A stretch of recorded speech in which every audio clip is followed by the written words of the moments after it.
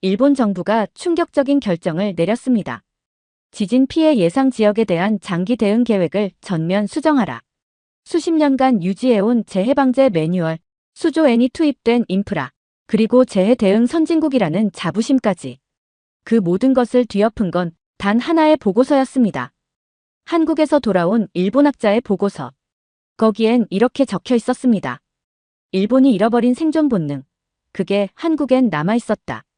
일본의 학계는 술렁였고 보수 언론은 분노했습니다. 그러나 그는 말합니다. 지진은 멈출 수 없지만 준비는 지금도 할 수 있습니다. 그리고 일본은 더 이상 늦출 시간이 없습니다. 그날 이후 일본 내 일부 지자체는 한국식 생존 전략 모델 도입을 발표했습니다. 저는 이노우에 류스케입니다. 도쿄대학교에서 역사학을 가르친 지 30년이 넘었어요. 전공은 재난이 바꾼 문명의 흐름, 그리고 일본의 고대사와 조난기입니다. 겉으로 보기엔 명문대를 다니는 학생들이 제 강의실을 가득 메우고 매년 책을 한두 권씩 내는 나름 평탄한 인생처럼 보일지 모르겠네요. 솔직히 말하면 저는 요즘 일본이 무너지고 있다고 느끼고 있었어요.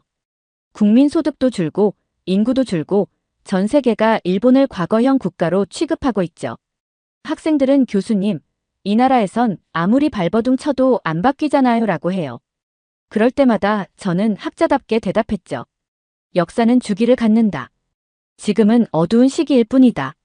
하지만 정말 그럴까요? 동일본 대지진 이후 저는 뭔가가 바뀌었다고 느꼈어요. 산이 무너지고 마을이 사라지고 원전이 폭발했는데 일본은 마치 아무 일도 없었다는 듯 돌아섰습니다. 피해를 복구하고 숫자를 정리하고 잊자고 했죠. 그 후로도 크고 작은 지진이 반복됐지만 국민들은 무덤덤했어요. 놀랍게도 준비도 대비도 거의 없었습니다. 그냥 어쩔 수 없다는 말이 지배했죠. 일본인은 묵묵히 견딘다는 그 말, 이젠 미덕이 아니라 체념처럼 들리기 시작했어요. 그 무렵 도쿄 한복판에서 열린 국제포럼에 초대받았습니다. 거기서 한 유럽계 교수와 이야기를 나눴는데 그가 이런 말을 하더군요. 일본은 재난을 견뎠고 한국은 재난을 계기로 도약했다. 그 차이를 이해하지 못하면 다시는 일어설 수 없을 겁니다. 저는 웃으며 넘겼습니다. 한국이라니요? 그 나라야말로 일본의 기술과 문화를 모방하며 자라온 후발주자였죠. 수천 년을 이어온 일본 제국과 겨우 반세기 남짓의 산업화를 이룬 한국을 비교하다니. 솔직히 기분이 좋진 않았어요. 하지만 그 이후로 저는 몇 번이나 유튜브 알고리즘을 통해 한국 관련 콘텐츠를 접하게 됐어요. 처음엔 그냥 우연이라고 생각했죠. 그런데 영상들을 보다 보니 이상한 패턴이 눈에 들어왔습니다. 외신 기자, 유럽 학자, 중동 전문가, 미군 전략가. 다들 한국을 말하더군요. 위기를 기회로 바꾸는 나라, 국민이 움직이는 시스템, 처음엔 우습게 들렸습니다. 하지만 점점 더 깊이 빠져들게 되었어요. 그리고 어느 순간 제 안에 묻혀있던 불편한 감정이 고개를 들었습니다. 왜 우리는 잃어버렸고 왜 그들은 얻었는가? 그 질문에 답을 찾아야겠다는 생각이 들었어요. 일본의 역사 교수가 아니라 한 명의 인간으로서 한국이라는 나라를 직접 보고 오겠다고요.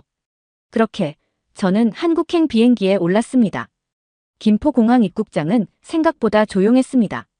어수선한 동남아 공항과는 달랐고 그렇다고 도쿄 하네다처럼 정제된 정숙함도 없었어요. 심사대를 지나는데 줄이 거의 없었고 입국 도장은 셀프로 처리되었고 세관 직원은 눈빛만 보고 지나가게 하더군요. 약간 당황스러웠어요. 택시에 타서 서울 시내로 들어가는데 도로 위에선 놀랍게도 경적 소리가 잘 안 들렸어요. 그런데 차들은 질주하듯 달리더군요. 급정거, 급차선 변경, 빠른 유턴. 일본이었다면 벌써 119를 불렀을 상황이죠. 하지만 이상하게도 사고는 나지 않았습니다.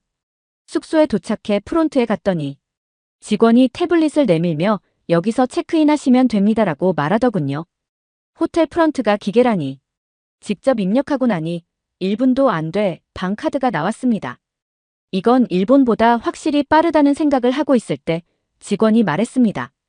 카카오 앱 쓰시면 다음부턴 모바일 키로 바로 입실되세요. 카카오 앱 키. 단 한 문장 안에 저에게 생소한 단어가 3개나 들어있었습니다. 저녁 무렵 근처 마트에 갔습니다. 마트는 밝았고 물건은 정리되어 있었고 계산은 셀프. 그런데 이상했던 건 손님이 기계 앞에서 포스기, 봉투, 포인트 정리까지 전부 다 셀프로 처리하고 있었던 겁니다. 속도는 빠르지만 정은 없고 기능은 다양하지만 의미는 희미한 그런 구조. 한국 도착 이틀째. 학회 일정까지 여유가 있어 교보문고에 들렀습니다. 도시를 파악하려면 책부터 보는 게 학자의 기본이죠. 서점은 평일 오전임에도 붐볐습니다. 학생, 직장인, 노년층까지 다양한 사람들이 각자의 분야 책을 집중해서 읽고 있었어요. 무슨 행사라도 있는 줄 알았습니다. 가장 먼저 눈에 띈 건 베스트셀러 코너였습니다. 세이노의 가르침, 돈의 심리학, 트렌드 코리아 2025, 불황 속 생존 전략, 위기를 기회로 만든 사람들, 그리고 대한민국에서 가장 많이 팔린 주식책 1위 같은 제목들. 책 제목만 봐도 알 수 있었어요. 이 나라는 성장보다는 버팀에 집착하고 있었습니다. 누구도 낭만을 말하지 않았고 모두가 생존을 말하고 있었죠. 왜 이렇게 모두들 위기에 민감하지? 순간 일본의 베스트셀러들이 떠올랐습니다. 비워야 채워진다.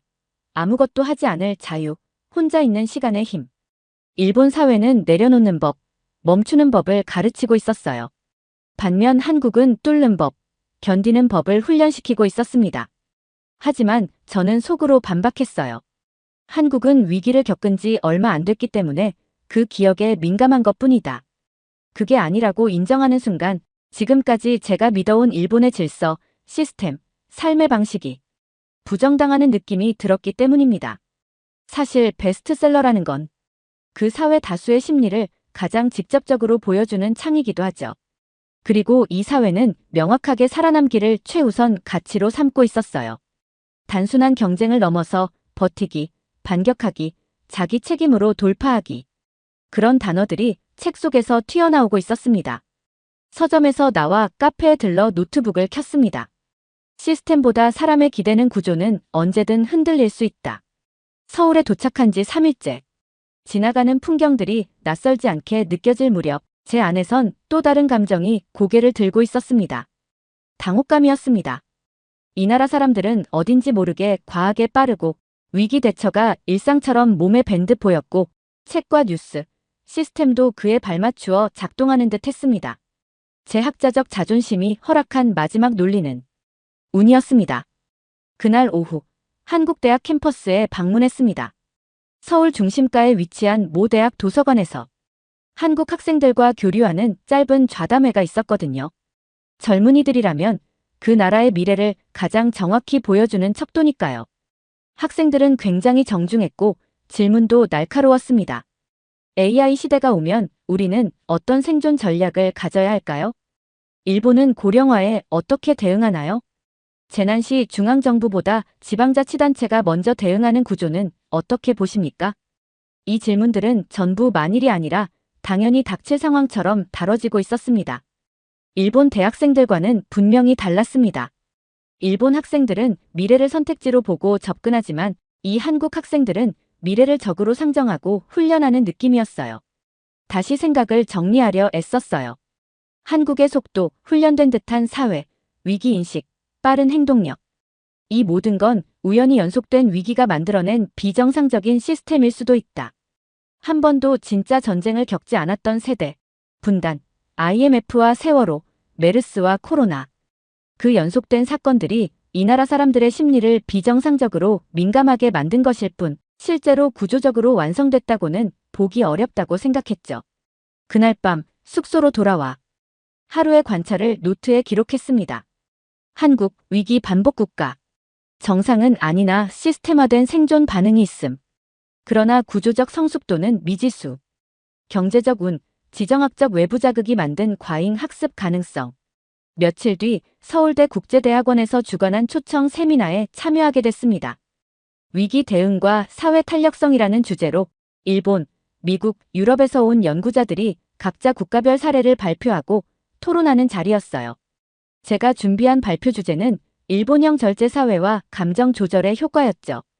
자연재해가 빈번한 일본에서 공포를 퍼뜨리는 대신 기시감적 무력감을 활용해 감정 에너지를 절제하는 방식이 장기적으로 사회 안정에 도움이 된다는 내용이었습니다.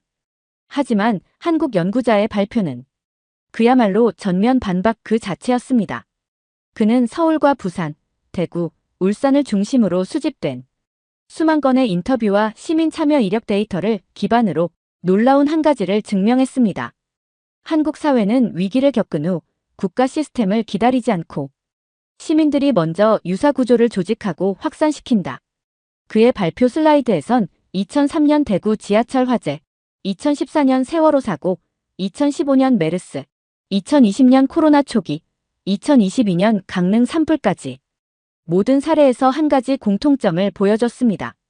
국가 지침 전 SNS와 지역망을 통해 자발적 대피, 확산 방지, 봉쇄 안내, 심지어 물류 동선까지 시민들이 직접 구조를 설계했다.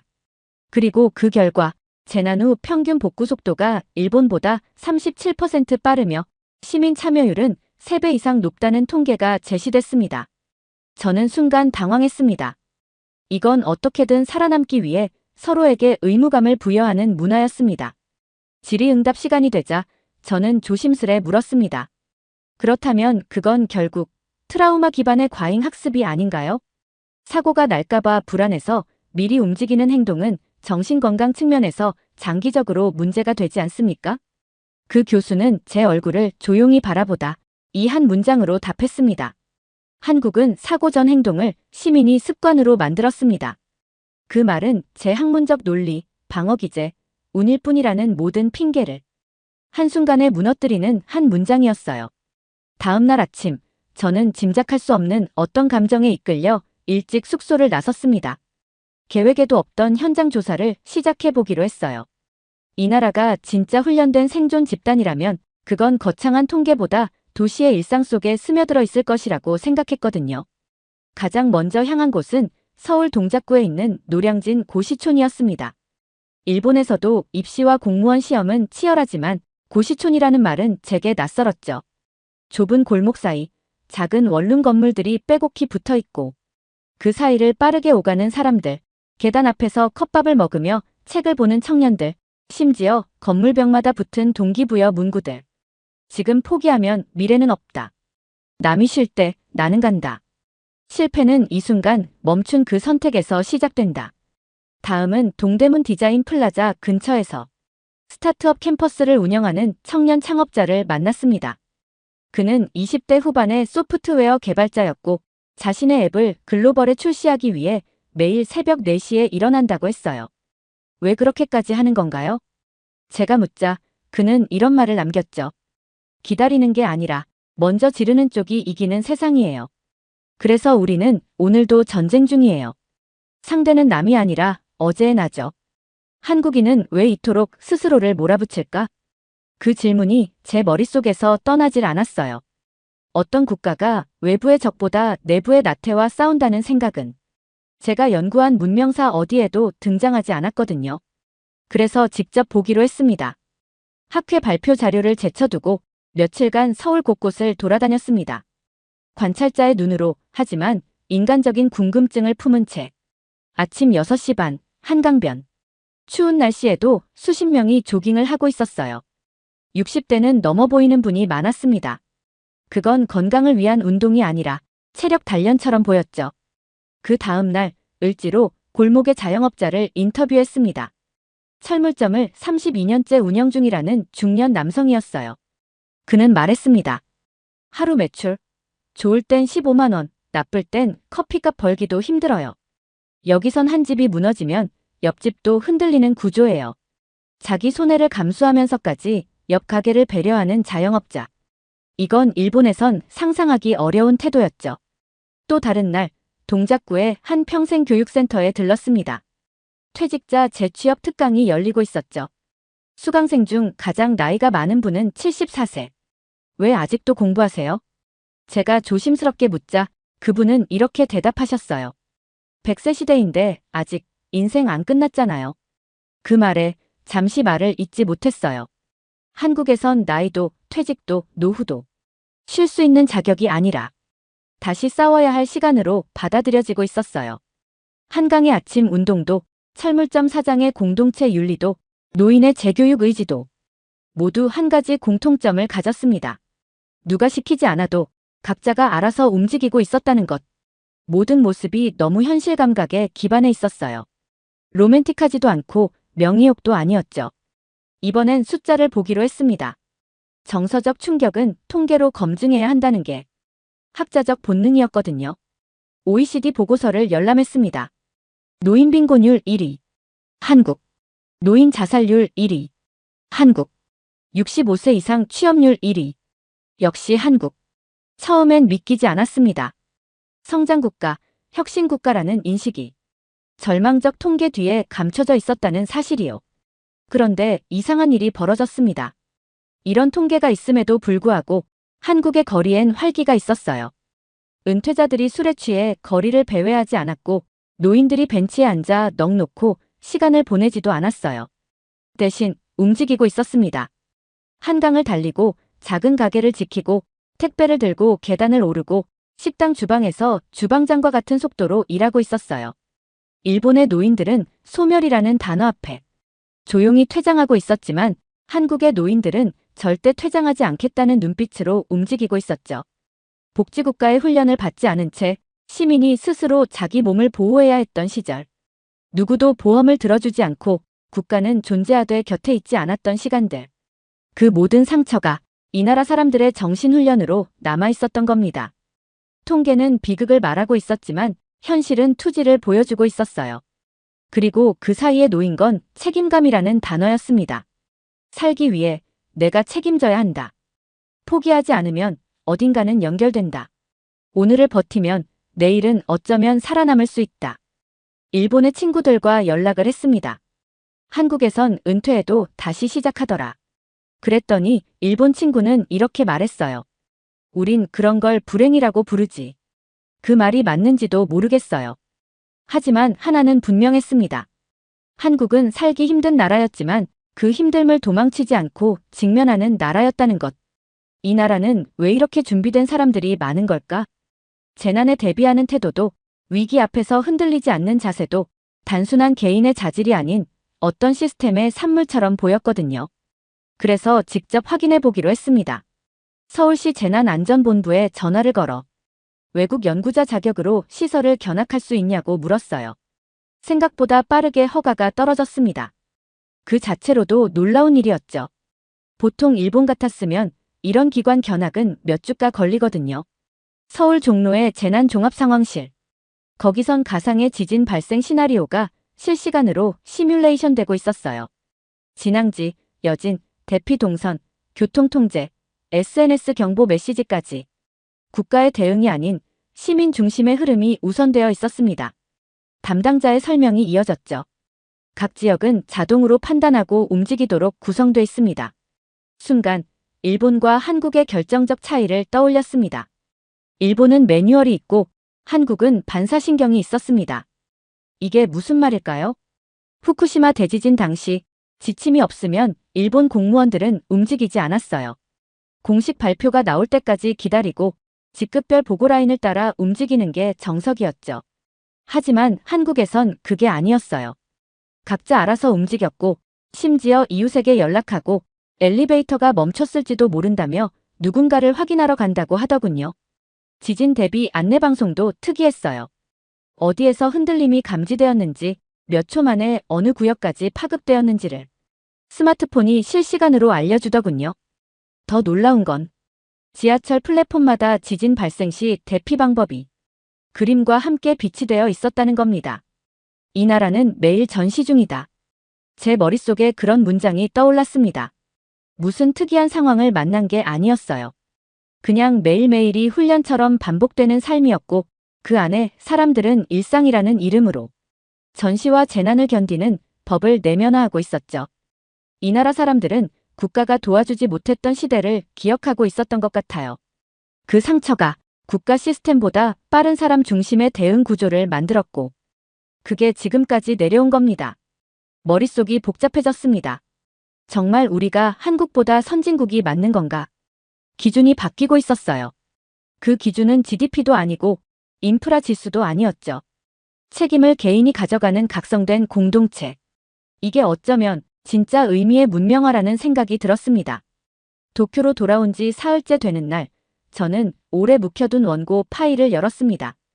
원래는 내년 학회에 발표할 예정이던 논문 초안이었죠. 제목은 이렇게 시작됐습니다. 일본의 방제 시스템 기술 중심에서 사회적 복원력으로의 이행 가능성. 하지만 지금의 저는 그 제목부터 다시 써야 했습니다. 한국에서 본 건 기술이 아니었거든요. 그것은 공동체가 살아 움직이는 일상 속의 훈련 체계였고, 제가 일본에서는 단 한 번도 경험해보지 못했던 사회 전체의 방어 의지였습니다. 고민 끝에 저는 정식 논문이 아닌 기고문을 선택했습니다. 전문가들만 읽는 논문보다 일반 국민에게 직접 이야기할 수 있는 방법이 더 절실하다고 판단했어요. 저는 아사히 신문 국제면 편집부에 원고 제안을 보냈고, 운 좋게도 그들의 승낙을 받을 수 있었습니다. 며칠 뒤 제 기고문은 실제로 일본 사회에 공개됐습니다. 지금 일본이 배워야 할 나라는 한국입니다. 저는 그 글에서 5가지 한국의 구체적인 사례를 소개했습니다. 지하철 내 방공 대피 포스터와 안내 스피커 훈련. 학교와 관공서에서 이뤄지는 연례 민방위 훈련의 디지털화. 휴대폰 재난 문자에 기반한 시민의 자발적 행동 체계. 2023년 울진 산불 당시 전국적인 자원봉사 구조 네트워크 구축 사례. 코로나19 시기 QR코드와 백신 예약 시스템의 전국 단위 통합 운영 성공. 특히 마지막 5번째 항목은 제가 일본의 코로나 대응 실패를 뼈아프게 인식하고 있었기에 더 절실하게 다가왔습니다.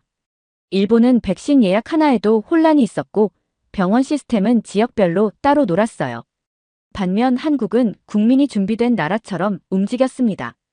기술이 대단한 것이 아니라 시민이 먼저 움직였다는 사실이 더 중요했습니다. 기고문 말미에 저는 이렇게 적었습니다. 일본은 너무 오래 기술과 제도를 신뢰하며 국민을 수동적으로 만들었습니다. 한국은 훈련과 준비를 통해 국민이 국가를 움직이게 만들었습니다. 재난 대응은 시스템이 아니라 살아있는 사람의 태도에서 시작됩니다. 이 글이 나가자 SNS에서는 적지 않은 반향이 일어났습니다. 특히 40대, 50대 중년층과 학계 후배들에게서 이런 반응이 많았습니다. 그동안 한국을 질투하고 있었지만 지금은 인정할 수밖에 없다. 우리는 왜 국민에게 도망치는 법만 가르쳤나? 한국은 어떻게 죽을까가 아니라 어떻게 살아남을까를 고민한 나라였다. 그리고 의외의 반응도 있었습니다. 지방자치단체 몇 곳에서 다음 방제 포럼에서 한국의 민간 대응 사례를 직접 들어볼 수 없겠느냐는 연락이 들어온 겁니다. 그 중에는 도야마현 방제연구소도 있었습니다. 제 고향 근처였죠. 기고문의 영향은 아주 대단하진 않았지만 분명 누군가의 마음을 흔들기 시작한 건 분명했습니다. 기사를 보고 연락해온 한 대학 동료는 이렇게 말했어요. 류스케, 내가 쓴 글은 불편하지만 정확했어. 기고문이 실린 다음 날부터 제 휴대폰은 조용할 틈이 없었습니다. 전화를 받으면 정말 감동했다는 말도 있었지만 더 자주 들려온 건 냉소적인 말투의 공격이었습니다. 교수님, 설마 한국에서 연구비라도 받으셨습니까? 한국은 그렇게 완벽한 나라가 아닙니다. 아시죠? 이 문장은 우리에 대한 배신자로 저를 규정하는 말이었어요. 동료 교수들 중 일부는 공공연히 말했습니다. 일본의 약점을 말해도 돼. 그런데 한국을 모범이라고까지 표현하는 건 조심해야지. 그 말이 왜 이렇게 날카롭게 느껴졌는지 한참 생각했습니다. 결국 그들에게 가장 불편했던 건 한국이 위에 있다는 시선, 즉 일본이 아래라는 자각이었겠죠. 실제로 2023년 후쿠시마 원전 오염수 방류 문제로 국내 갈등이 격화되었을 때 일본 정부는 공식 사과도 설득도 하지 않았습니다. 대신 과학적으로 안전하다는 말만 반복했죠. 반면 한국 시민사회는 조용하지만 단단하게 반응했습니다. 자발적인 감시단, 지역 어민들의 집단 대응, 서울시의 독자적 수질검사. 국민 스스로 정부보다 먼저 움직였습니다. 저는 이런 한국의 태도를 정치 불신이라고 보지 않았습니다. 오히려 시민이 주도권을 가진 사회라고 느꼈습니다. 그런 저의 입장을 담은 글이 일본 주류 언론과 보수 학계에서 화살을 맞기 시작한 건 당연한 일이었을지 모릅니다. 이런 말을 쓰다니. 넌 이제 학자가 아니라 활동가다. 역사를 공부한 사람이 어떻게 저런 비역사적 언어를 쓰냐. 비판은 도를 넘어선 모욕이 되기도 했습니다. 한 보수 잡지는 저를 이중 국적자처럼 행동하는 학자라고 표현했어요. 심지어 어떤 익명 커뮤니티에서는 제 가족 배경을 파고들어 조선계 혈통 아니냐는 글까지 올라왔습니다. 황당했죠. 저는 도야마현에서 태어나고 자랐고 한국과 어떤 연고도 없는 사람입니다. 하지만 그 공격 속에서도 단 한마디만 되뇌었습니다. 재난은 멈출 수 없다. 하지만 준비는 시작할 수 있다. 지진은 예고 없이 찾아오죠. 하지만 대응은 예고 없이 생기지 않습니다. 한국이 보여준 일상의 훈련, 집단 생존 의지는 아무리 부정하려 해도 눈앞에서 목격한 진실이었어요. 그래서 저는 침묵하지 않았습니다. 지인들에게, 제자들에게, 언론 인터뷰 자리에서도 말했습니다. 한국이 위기를 준비하는 방식은 일본이 반드시 배워야 할 모델입니다. 저는 그걸 보았고, 기록했고, 전했을 뿐입니다. 그날 밤 SNS에 올라온 한 청년의 댓글이 제 마음을 잡아줬습니다.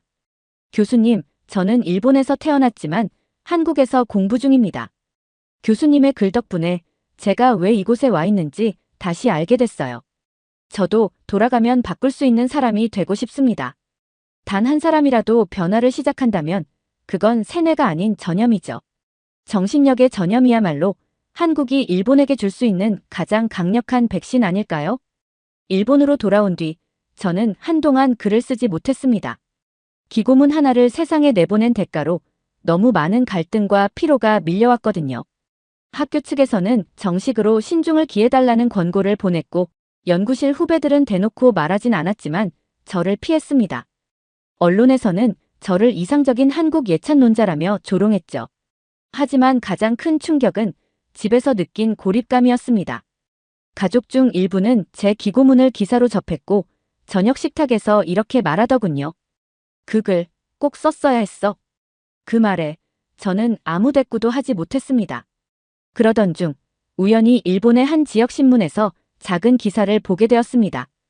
후쿠이현, 올해 첫 시민재난 시뮬레이션 실시, 한국 민간 대응 매뉴얼 참고. 놀라웠습니다. 제 기고문 때문은 아니었겠지만 한국에서 경험하고 돌아온 일본 연구자나 공무원이 분명 있었을 겁니다. 정치보다 빠른 학습, 정책보다 빠른 시민의 움직임. 거기서 저는 어떤 희망 같은 걸 느꼈습니다. 그날 밤 저는 처음으로 다시 글을 썼습니다. 논문도 칼럼도 아니었습니다. 그냥 제 마음을 담은 기록이었죠. 우리는 늘 대비한다고 말하지만 실은 불안해서 눈을 돌리고 있을 뿐이다. 재난은 무작위로 오지만 준비는 선택이다. 글을 다 쓰고 나서 저는 처음으로 깊게 숨을 들이마셨습니다. 그리고 조용히 결심했어요. 내가 본 걸 잊지 않겠다. 이걸 내 연구의 출발점으로 삼겠다. 누가 인정하지 않아도 좋았습니다. 무슨 포럼에 초청되지 않아도, 신문에 이름이 실리지 않아도 그건 중요하지 않았습니다. 그날 이후 저는 연구의 방향을 조금씩 바꾸기 시작했습니다. 지진의 규모를 예측하는 논문보다 재난이 닥쳤을 때 시민이 어떻게 움직이는가에 대한 통계 분석에 더 관심을 두게 됐죠. 학생들 앞에서도 말하기 시작했습니다. 우리는 일본이라는 안전 신화를 너무 오래 믿어왔습니다. 하지만 이제는 살아남는 법을 다시 배워야 할 때입니다. 학생들 중 몇 명은 눈을 반짝였습니다. 저는 알아요. 그 눈빛을 가진 이들이 결국 사회를 조금씩 바꿔간다는 걸. 지금 이 순간에도 지구는 움직이고 있습니다. 다가오는 재난은 멈출 수 없어요. 하지만 준비는 시작할 수 있습니다. 그게 제가 한국에서 배운 가장 중요한 교훈이었습니다. 그리고 이젠 그 교훈을 저만의 방식으로 일본에서 천천히 그러나 분명하게 전하고 있습니다. 두 번째 사연 시작합니다.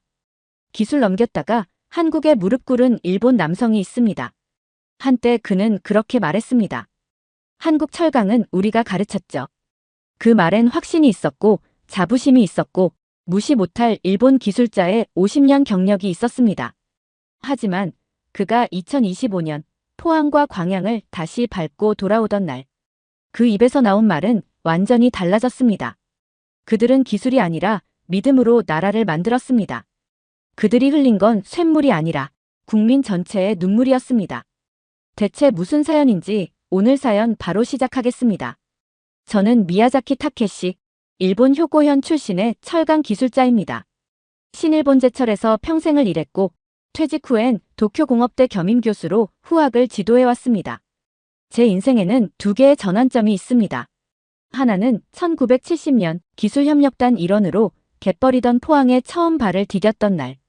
그리고 또 하나는 2025년 어느 봄 한국 땅을 다시 밟기로 결심했던 그 순간입니다. 1970년대 초 신일본 제철 소속으로 한국에 갔었죠. 정확히 말하자면 기술협력단의 말석이었습니다. 당시 한국 정부가 포항에 제철소를 짓겠다고 했을 때 일본 정부는 기술자문단을 파견했는데 저도 그 안에 포함되어 있었습니다. 솔직히 말씀드리면 그때 저를 포함한 일본 기술자들은 코웃음을 쳤어요. 한국이 제철소를 갯벌에서 전기도 안 들어오는 곳에서 그게 당시 우리 눈에 비친 한국의 현실이었습니다. 포항 영일만. 처음 그곳에 도착했을 때 진심으로 당황했어요. 땅은 질퍽거리는 갯벌이었고 주변은 논밭뿐이었죠. 도로도 덜컹거렸고 주변의 건설 장비는커녕 콘크리트조차 보이지 않았습니다. 그런데 한국 사람들은 그곳에서 고로를 지을 거라고 했어요. 미쳤다 싶었죠. 고로는 간단한 설비가 아닙니다. 철광석을 녹이고 석탄을 고열로 처리하며 아변과 냉연을 처리하는 거대한 공정의 시작점이에요. 그런 걸 전기도 제대로 들어오지 않는 땅에 짓겠다니 제가 보기엔 이건 그냥 무모함을 넘어선 광기였어요. 당시 한국 사람들은 우리를 스승처럼 대했습니다. 아마 실제로도 그렇게 믿고 있었을 거예요. 일본은 전후 경제 복구와 함께 철강 생산에서 세계적인 수준으로 올라갔고 그때만 해도 신일본 제철은 아시아의 기술 종주국처럼 여겨졌으니까요. 그래서 우리도 착각했습니다. 우리가 도와줘야 저들은 뭘 만들 수 있겠구나. 그리고 그게 오만의 시작이었죠. 한국인들은 일본 기술을 받아들이고 싶어 했지만 우리는 다 주지 않았어요. 핵심 도면은 제외하고 절반쯤 전달했죠. 너희는 아직 이건 못 돌려라는 식의 조심스러운 무시였어요. 그런데 한국 사람들은 그걸 받아들였어요. 고개를 숙였고 고맙다고 했죠. 그렇게 우리는 안심했습니다. 우리가 내려준 기술로 조금 성장하겠지.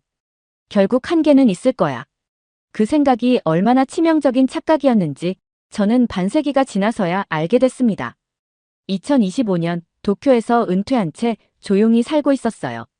그런데 어느 날 옛 사진첩을 정리하다가 포항 갯벌에서 헬멧을 쓰고 서 있던 제 모습을 발견했습니다. 그 사진을 보는 순간 가슴이 묘하게 조이더군요. 그때 제가 무시했던 그 땅. 지금은 세계 5대 철강 회사를 만든 땅이죠. 포스코. 믿기지 않았어요. 그리고 어느 순간 그들이 어디까지 갔는지 직접 눈으로 확인해야겠다. 그런 생각이 들어버렸습니다. 아내에게는 여행 간다고 말하고 혼자 한국행 비행기를 예약했습니다. 공항에 도착하자 가슴이 이상하게 조여왔습니다. 그저 옛 기억을 확인하러 왔다고 생각했지만 한편으로는 뭔가 피하고 싶은 걸 마주하러 온 기분이었어요. 버스를 갈아타고 포항으로 향하던 중 창밖으로 펼쳐진 풍경은 더 이상 갯벌의 도시가 아니었습니다. 넓게 뻗은 도로, 하늘을 찌를 듯한 고로 타워, 그리고 포스코라는 큼직한 알파벳 간판. 순간 머릿속이 하얘지더군요. 50년 전 제가 첫 발을 내디뎠던 영일만 근처를 다시 찾았습니다. 그 당시엔 트럭도 들어오기 어려운 땅이었는데 지금은 산업단지와 스마트시티가 연결된 국가산업 핵심지로 바뀌어 있었어요. 그리고 그 한가운데 제가 일부 설계에 관여했던 일고로 터가 박물관으로 보존되어 있더군요. 그곳에 들어섰을 때 말문이 막혔습니다. 벽면에는 그 시절 작업자들의 사진이 전시되어 있었고 빨간 헬멧을 쓴 젊은 기술자들이 눈에 띄었어요. 누구나 볼 수 있는 그런 전시일 거라 생각했는데 어느 한 사진 앞에서 발이 멈췄습니다. 사진 속 남자는 비에 젖은 채 도면을 붙잡고 울고 있었습니다. 표정이 너무 생생해서 마치 제 옆에서 숨을 쉬는 것 같았어요. 설명판엔 이렇게 적혀 있더군요. 일본에서 도면을 제대로 넘겨주지 않아 밤새 일본어 매뉴얼을 번역하던 청년. 이건 분명히 우리가 넘기지 않았던 설계 도면 중 하나였습니다. 이건 아직 너희 수준엔 무리야. 그땐 그렇게 판단했죠. 그런데 그 기술자들은 그냥 포기하지 않았어요. 도망간 일본 기술자의 빈자리를 그들이 손으로 메꿨습니다. 전시관에선 당시 사용된 작업복과 도시락통도 전시되어 있었어요. 천막 생활을 하면서 기름때 묻은 손으로 밥을 퍼먹던 사람들. 가마솥 하나로 수백 명이 식사했던 사진, 빗물 고인 침낭, 그리고 한 끼 도시락을 아껴 설비 부품을 사자는 회의록. 그제야 알겠더군요. 저는 그들을 기술적으로 낮게 본 게 아니었어요. 사람 자체를 얕봤던 겁니다. 박태준 회장에 대한 다큐 영상도 상영되고 있었어요. 그는 군 출신이라 기술 백그라운드가 없었죠. 당시 우리는 그런 인물이 제철소를 성공시킬 리 없다며 비웃었어요. 하지만 영상 속 그의 목소리는 분명했습니다. 기술은 배워서 되지만 정신은 만들어야 됩니다. 철강은 사람의 땀으로 녹는 것입니다. 50년 전 저는 기술만 봤습니다. 하지만 그들은 사람을 받고 정신을 쌓았고 그 믿음으로 쇳물을 끓였습니다. 밖으로 나와 고로 방향을 올려다봤습니다. 수십 년 전 저곳에서 첫 쇳물이 흘러나왔죠. 그날 그들이 울던 이유를 저는 몰랐습니다. 그땐 그저 의례적인 감동쯤으로 여겼죠. 하지만 지금은 알겠습니다. 그건 단지 쇳물이 아니었어요. 굴욕의 기억 그리고 절망 위에서 피어난 믿음의 액체였습니다. 그날 밤 숙소에 돌아와도 마음이 쉽게 가라앉지 않았습니다. 사진 속에 담긴 그들의 표정, 빗속에서 도시락을 쥐고 눈물 흘리던 청년의 눈빛이 자꾸 떠올랐어요. 그들은 정말로 우리가 절대 이룰 수 없다고 여겼던 일을 해낸 거였죠. 이튿날 아침, 포스코 사내 역사관에서 박태준 회장이 직접 남긴 회고 영상을 다시 보게 됐습니다. 그는 담담히 이렇게 말하더군요. 우리에겐 자본이 없었습니다. 외국에서도 안 된다 했습니다. 하지만 우리는 국민의 힘으로 해냈습니다. 그 순간 멈칫했습니다. 자본이 없는데 국민의 힘? 그런데 그 말은 거창한 수사가 아니었어요. 정말 국민 한 사람 한 사람이 제철소의 동력이었다는 걸 곧 눈으로 확인하게 되었어요. 박물관 안쪽에 전시된 통장 기록을 봤을 때였습니다. 수십만 명의 이름이 적힌 장부, 그 옆엔 기부 날짜, 금액, 직업까지 적혀 있었죠. 중학생 300원, 경북 포항 어르신 1000원, 그 장부를 넘기다가 그 자리에서 얼어붙을 뻔했습니다. 한글을 겨우 쓰는 시골 할머니의 편지라고 설명하는 가이드의 말 때문이었죠. 나는 철이 뭔지도 잘 몰라요. 우리 손주들이 부끄럽지 않게 살라면 이 철강이 꼭 있어야 한대서 쌀 2가마 팔아보냅니다. 일본에서 수십 년간 철강 현장을 지켜봤지만 그런 마음으로 고루를 지은 나라를 본 적이 없습니다. 그뿐이 아니었습니다. 현장 기록을 보니 당시 한국 정부는 외국의 냉소 속에서도 국민 모금을 기반으로 설비 일부를 조달했고 포항 시민들이 자원봉사자로 나서 갯벌을 메우고 사무실 벽돌을 나르며 실제로 포항제철 공장의 첫 기초 공사에 참여했더군요.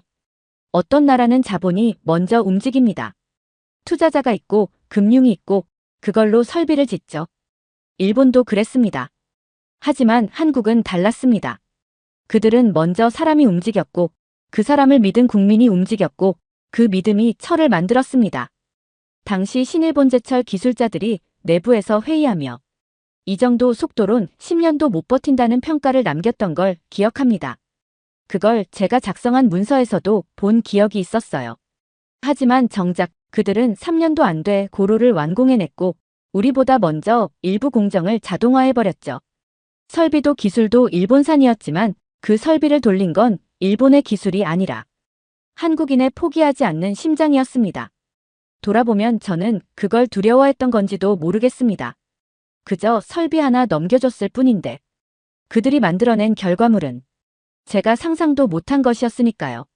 당시 박태준은 스스로를 기술자도 경영자도 아니라고 했습니다. 그 말이 맞죠. 그는 기술로 고루를 세운 게 아니라 믿음과 정신으로 나라를 세운 사람이었습니다. 포항제철은 산업시설이 아니었어요. 철의 신전을 세우는 국민운동이었고 지금도 그 기초엔 수만 명의 국민 이름이 박혀 있었습니다. 철광석 없이 철강을 만들고 자본 없이 기업을 세우고 그리고 일본 없이 세계를 뚫은 나라. 그게 바로 제가 너무 늦게 깨달은 한국이었습니다. 포항에 도착한 지 사흘째 되는 날, 꼭 가보고 싶은 장소가 있었습니다. 그곳은 지금도 포스코 직원들이 성지라 부르는 장소였고 1973년 6월 9일 한국의 첫 쇳물이 흘러나온 고로터였습니다. 입구에는 고요하게 서 있는 강철 조형물이 하나 있었어요. 대한민국 철강의 심장이라고 불리는 그 장소는 겉보기엔 박물관처럼 보였지만 한 발 들어선 순간 온몸에 전율이 일었습니다. 1973년 6월 9일 오전 7시 30분 포항제철 제1고로 첫 쇳물 방출. 그 문구가 새겨진 철판 옆에 그날 현장 사진이 걸려 있었어요. 사진 속 인물들 대부분 젊었습니다. 작업복은 땀과 탄가루에 절어 있었고 누군가는 용광로 앞에서 헬멧을 벗고 고개를 숙이고 있었죠. 그 장면을 보고 잠시 멈췄습니다. 그때 제 머릿속에 번개처럼 떠오른 기억 하나. 그날 저는 일본에 있었습니다. 포항 현장에서 복귀한 후 어차피 실패할 프로젝트라며 조용히 정리 중이었죠. 그런데 정말 그날 아침 포항에서 첫 쇳물이 흘렀다는 보고를 받았어요. 그때 신일본제철 내부에 퍼졌던 반응이 떠오릅니다. 진짜로 된 거야? 설마. 믿기지 않는다는 듯 누군가는 대놓고 코웃음을 쳤고 누군가는 어차피 품질은 일본 못 따라간다고 말했죠. 저도 그때 비웃었습니다. 그런데 말이죠. 지금 이곳에 와서 그들이 흐느끼며 고로 앞에서 울고 있는 모습을 보니까 저도 모르게 눈시울이 뜨거워지더군요. 왜 울었을까요? 왜 첫 쇳물이 나오는 장면에서 그렇게 많은 사람들이 오열했을까요? 그건 기술 때문도 경제 때문도 아니었습니다. 그 쇳물 속에는요. 굴욕의 역사, 양복 입은 채 농지 팔아 부품 기부한 국민들, 밤새 일본어 도면을 베껴 쓰던 젊은 기술자들의 분노가 모두 녹아 있었습니다. 그것이 액체가 되어 흘러나오는 순간 그들은 울 수밖에 없었던 거죠. 박태준 회장이 고로 앞에서 이렇게 말한 기록이 있더군요. 이 쇠는 그냥 철이 아닙니다. 한국이라는 나라의 상징입니다. 이게 안 흘렀으면 우리 민족은 끝났을지도 모릅니다. 그 문장을 보고 입을 다물 수 없었어요. 우리는 그때 그저 철을 만들고 있다고 생각했지만 그들은 나라를 만들고 있었던 겁니다. 고로에 올라서서 쇳물이 떨어졌던 그 홈을 내려다봤습니다. 지금은 비어 있었지만 그곳에 분명히 뭔가를 느꼈어요. 기계 진동이 아니라 심장이 떨리는 듯한 울림이었습니다. 그 순간 깨달았습니다. 그날 울어야 했던 사람은 일본이었어야 했다는 걸. 기술을 가진 나라, 자본을 가진 나라, 수출을 주도하던 일본이 아니라 아무것도 없던 한국이 먼저 국민 기업으로 세상을 울렸다는 사실 앞에 완전히 무너졌습니다. 그 고로 앞에서 고개를 숙였습니다. 다시는 이들을 얕보지 않겠다고, 그리고 이제부터라도 진심으로 배워야겠다고. 포항에서 며칠을 보내고 나니 마음속에서 뭔가가 조금씩 무너지고 있다는 걸 느꼈습니다. 그건 자만과 착각, 그리고 50년간 품고 있던 우월감의 붕괴였습니다. 그래서 다음 일정을 정했습니다. 광양제철소. 포스코가 미래 철강의 심장이라 부르는 곳이었고 수소환원제철의 연구개발 거점이기도 했죠. 처음엔 기대하지 않았습니다. 포항의 감정이 너무 강렬했기에 이젠 더 이상 놀라진 않겠지 하고 생각했어요. 하지만 그건 또 다른 착각이었습니다.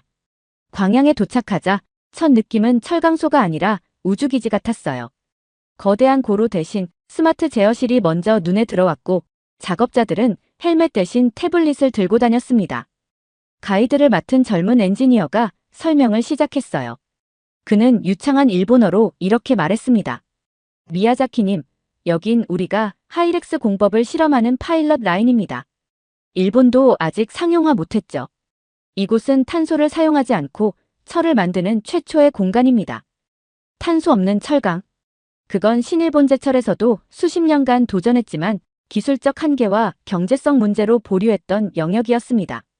이건 정말 가능한가요? 저도 모르게 되물었죠. 그 젊은 기술자는 태블릿을 보여주며 당당하게 말했습니다. 이미 일부 성과가 나왔습니다. 몇 년 내 상용화가 목표고 세계 첫 번째가 될 가능성도 높습니다. 그 순간 이젠 우리가 배우는 시대구나 하고 확실히 느꼈습니다. 거기서 끝이 아니었습니다. 공장 내부엔 AI 기반 공정 통합 시스템이 구축되어 있었고, 고로 온도 조절은 사람 손이 아니라 AI가 실시간으로 데이터를 분석해 결정하더군요. 그걸 설명하던 젊은 한국 기술자가 갑자기 이렇게 말했습니다. 선생님, 예전엔 한국이 일본에게 많이 배웠잖아요. 그런데 지금은 우리가 직접 기를 만들고 있습니다. 교과서가 필요 없을 정도로요. 그 말에 아무 말도 할 수 없었습니다. 배웠던 나라가 교과서를 다시 쓰고 있었습니다. 과거에 한국은 흉내는 낼 수 있어도 독자 기술은 못 낸다고 확신했었습니다. 하지만 지금 눈앞에 펼쳐진 장면은 그 확신을 가차없이 부숴버렸습니다. 일본은 여전히 기존 고로 체계를 고수하며 조심스럽게 전환을 모색하고 있었지만 한국은 이미 미래로 뛰어들고 있었던 겁니다. 심지어 그들은 환경 문제까지 해결하려 하고 있었어요. 친환경 제철, 그린 수소 환원, 폐열 재활용 같은 단어들이 설비 곳곳에 붙어 있었죠. 그날 밤 숙소로 돌아오는 길에 하늘을 올려다보며 생각했습니다. 이젠 더 이상 기술이 국력을 정의하지 않는 시대다. 국력은 정신이고 그 정신이 기술을 넘어서기 시작했다. 그리고 그 정신을 제가 가르쳤다고 착각했던 그 나라, 바로 한국이 보여주고 있었던 겁니다. 교과서를 덮은 건 저였고 그걸 다시 쓴 건 바로 그들이었습니다. 광양제철소를 떠난 뒤 뭔가 묘한 허탈함과 묵직한 감정이 뒤섞인 채 근처 카페에 앉아 있었습니다. 눈앞엔 커피잔이 있었지만 시선은 자꾸 창밖 포스코 마크만 쳐다보게 되더군요. 사실 이 여행을 오기 전까지 도와준 나라라는 자부심이 있었습니다. 우리가 도와줬기에 한국이 여기까지 온 거다. 그게 솔직한 제 생각이었어요. 신일본제철에서 기술협력단으로 일할 때도 우리는 일부 설계 도면을 제공했고 운영 매뉴얼 일부도 넘겼습니다. 그러니까 지금의 포스코는 기술적 기반만큼은 일본 덕이 있다고 그렇게 믿어왔습니다. 그런데 지금 와서 생각해보면 그게 얼마나 오만한 착각이었는지 포항 역사관에서 봤던 한 구절이 자꾸 떠오릅니다. 도움이 아니라 발판이 필요했다. 그들은 기술을 구걸한 게 아니었습니다. 딛고 일어설 발판, 자신들의 정신을 실현할 기회를 찾고 있었던 겁니다. 당시 우리는 도면을 전부 주지 않았습니다. 핵심 알고리즘은 빼고 어려운 개념은 숨겼어요. 이건 너희가 아직 돌릴 수 없어. 우리가 자주 했던 말입니다. 그런데 그들은요, 그 도면을 밤새 번역해서 공부했고 부품이 맞지 않으면 깎아서 맞췄고 기술을 넘겨받지 못하면 현장에서 뜯어보고 흉내라도 내며 끝까지 따라왔습니다. 그 끈질김과 절실함은 일본 기술서에 없는 종류의 힘이었어요. 게다가 일본은 항상 자본을 중요하게 여겼습니다. 기술도 중요하지만 돈 없이는 못한다. 하지만 한국은 달랐어요. 그들은 자본 대신 국민을 모았고 기술 대신 정신을 쌓았습니다. 그들이 우리에게 받은 건 설계의 일부, 공정 설명서 몇 장, 그리고 기술자의 어깨 너머 지도 정도였어요.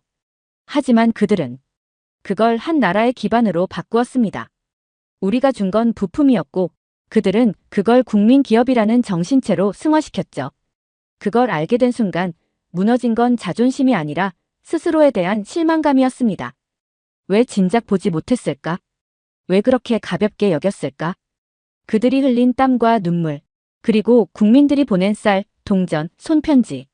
그 안에 담긴 결의는 단순한 산업이 아니라 나라 전체를 일으키려는 각오였는데도 말입니다. 나는 철을 줬다고 생각했지만 사실은 받기만 했구나. 그들에게 배운 게 너무 많았구나. 우리는 교만했고 그들은 묵묵했습니다. 우리는 도면을 감췄고 그들은 손으로 베껴냈습니다. 우리는 한계를 정했고 그들은 그걸 무시하고 뛰어넘었습니다. 돌이켜보면 도움을 줬다고 자만했던 저는 진짜로 도움을 받았던 사람이었습니다. 그들은 기술로 보답하지 않았습니다. 정신으로, 그리고 산업을 넘어 국가라는 형태로 우리에게 답을 보여줬습니다. 그날 제 마음속 도움이라는 단어는 완전히 사라졌습니다. 광양에서의 마지막 일정은 포스코의 협력업체 방문이었습니다. 공식적인 일정은 아니었고 현장을 한번 둘러보고 싶다는 요청에 홍보팀 직원이 조심스레 연결해준 자리였죠. 그날 만난 사람들은 기술자도 간부도 아니었습니다. 그들은 하청업체 사장, 용접 공장 대표, 그리고 현장 노동자들이었습니다. 처음엔 사실 좀 당황했습니다. 이 사람들이 무슨 철강의 미래를 얘기할 수 있을까? 그런 편견이 있었던 것도 사실이에요. 하지만 딱 10분. 10분 만에 저는 그들이 철강 기술보다 무서운 것을 가지고 있다는 걸 느꼈습니다. 협력사 대표 중 한 분이 이런 말을 했습니다. 포스코는 우리를 협력업체라고 부르지 않아요. 파트너라고 불러줘요. 함께 간다고 믿어요. 이게 그냥 말이 아니라 진짜예요. 그 말이 귓가에 오래 남았습니다. 일본에서는 그런 문화 거의 존재하지 않거든요. 하청은 하청일 뿐이고 갑을 관계는 명확합니다. 그런데 이곳에선 거대한 고로보다 사람이라는 시스템이 먼저 움직이고 있었습니다. 한 청년 기술자는 저에게 이렇게 말했습니다. 여긴 기술도 중요하지만 결국 사람의 의지와 태도가 더 중요하다고 배워요. 현장에서 쓰는 용접 하나도 철처럼 정확하게 그리고 사람답게 하라고요. 그 말을 듣는 순간 정말 제가 50년 전에 그렸던 기술 개념이 산산조각 나는 기분이 들었어요. 포스코의 이념 중 하나가 상생이라는 걸 들었습니다. 그건 그냥 마케팅 문구가 아니었어요. 협력사도 지역사회도 심지어 해외 수입업체들조차 이곳의 시스템에 감화돼 같이 변해가고 있었습니다. 기술이 중요한 게 아니었습니다. 그 기술을 어떻게, 누구와, 무엇을 위해 쓰느냐 그걸 정하는 건 결국 사람이었습니다. 그날 밤 포스코 공식 블로그에서 박태준 회장의 유언처럼 남은 말을 하나 발견했습니다. 강한 고로는 일본도 만들 수 있습니다. 하지만 강한 믿음은 한국에서만 가능합니다. 숨이 멎는 줄 알았습니다. 그건 일본 전체를 향한 정면 메시지처럼 들렸어요. 우리는 지금껏 기술만 보며 달려왔습니다. 그래서 고도화된 공정은 많았지만 그 안에 있는 사람들은 점점 기계처럼 변했죠. 포스코는 반대였습니다. 기계는 최신형이었지만 그걸 다루는 사람들은 철보다 뜨거웠습니다. 이 나라는 기술력만으로 여기까지 온 게 아니었습니다. 함께 간다는 믿음 못해도 해낸다는 각오, 그리고 나 자신이 국가라는 책임의식. 그게 한국의 진짜 고로였고 그 열기는 지금도 멈추지 않고 있었습니다. 돌아오는 길, 광양항 근처에서 선박에 실리는 철강 코일들을 봤습니다. 거대한 쇳덩이들이었지만 이상하게도 그 코일들 안에 사람들의 눈빛과 땀이 담겨 있는 것 같았어요. 그 순간 이 모든 여정을 통해 가장 두려워진 게 고로도 아니고 AI도 아니었습니다. 가장 두려운 건 이 나라 사람들 안에 자리 잡은 무너져도 일어나는 집념이었습니다. 일본으로 돌아가는 비행기 안, 창밖으로 흘러가는 구름을 보며 저는 조용히 눈을 감았습니다. 포항에서 광양까지 도면이 아닌 인간의 정신으로 쌓은 여정이 하나씩 뇌리 속에서 되살아났습니다. 처음 한국을 방문했던 1970년 저는 기술자였습니다. 그래서 한국을 기술로만 평가했습니다.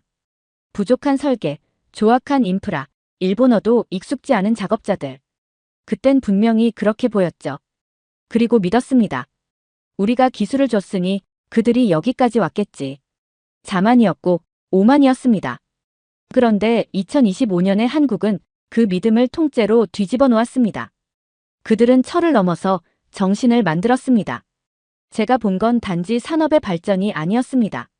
그건 한 나라의 심장이 뛰는 모습이었어요. 모두가 손을 맞잡고 쌀을 내고 땀을 흘리고 심지어 울면서 제철소를 세우는 모습. 그게 기술보다 강한 힘이란 걸 저는 이제야 깨달았습니다. 돌아가서 누구에게 이 이야기를 할 수 있을까요? 일본의 후배 기술자들에게, 퇴직한 선배들에게, 아니면 제가 그토록 자랑스럽게 여겨온 산업계 동료들에게. 모두 쉽지 않을 겁니다. 왜냐하면 이 이야기는 졌다고 인정하는 용기 없이는 할 수 없는 이야기거든요. 회고록의 마지막 장을 열며 한 문장을 적었습니다. 나는 철을 가르쳤다 믿었지만 결국 정신을 배웠다. 그들이 만든 건 고로가 아니라 국가의 뿌리였고 쇳물이 아니라 믿음이었다. 포스코, 그 이름을 이제 다른 의미로 기억하게 될 겁니다. 그건 단순한 기업명이 아닙니다. 국민이 손으로 만든 기적의 이름이고 나와 같은 외국인의 자만심을 산산이 깨부순 진실의 이름입니다. 혹자는 말하겠죠. 그래도 일본이 도와줬으니까 가능했던 거 아니냐고. 예, 맞습니다. 우리가 도왔습니다. 하지만 그건 부품 몇 개였고 도면 몇 장이었죠. 그런데 한국은 그걸 기반으로 한국가의 혼을 세웠습니다. 그게 가능한 나라인 줄 정말 몰랐습니다. 기술은 줄 수 있지만 믿음은 흉내낼 수 없다는 걸. 설비는 수출할 수 있지만 정신은 빌려줄 수도 없다는 걸.